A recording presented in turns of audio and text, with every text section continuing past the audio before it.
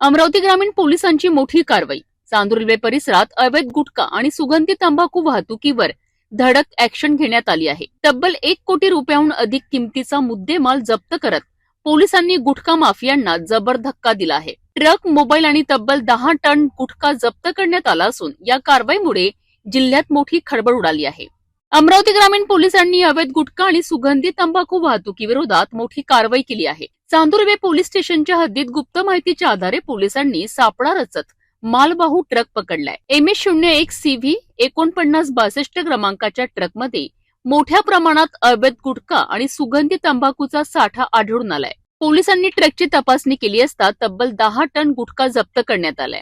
या कारवाईत अंदाजे 75,75,000 रुपयांचा गुटखा, 25 लाख रुपयांचा ट्रक आणि 2 मोबाईल फोन असा एकूण 1,01,35,000 रुपयांचा मुद्देमाल जप्त करण्यात आलाय.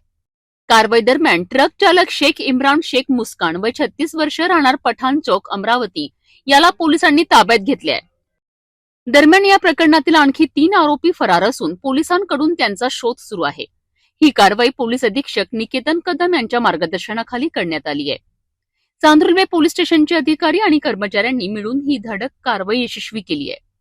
अवैध गुटखा तस्करी विरोधात पोलिसांनी घेतलेल्या या मोठ्या ऍक्शनमुळे गुटखा माफियांमध्ये खळबळ उडाली आहे. चांदूर रेल्वे पोलिसांच्या या कारवाईमुळे अवैध गुटखा तस्करीला मोठा आळा बसण्याची शक्यता व्यक्त केली जात आहे. मात्र या रॅकेटमध्ये आणखी कोणाचा सहभाग आहे आणि फरार आरोपी कधी पकडले जाणार याकडे आता सर्वांचं लक्ष लागलं आहे.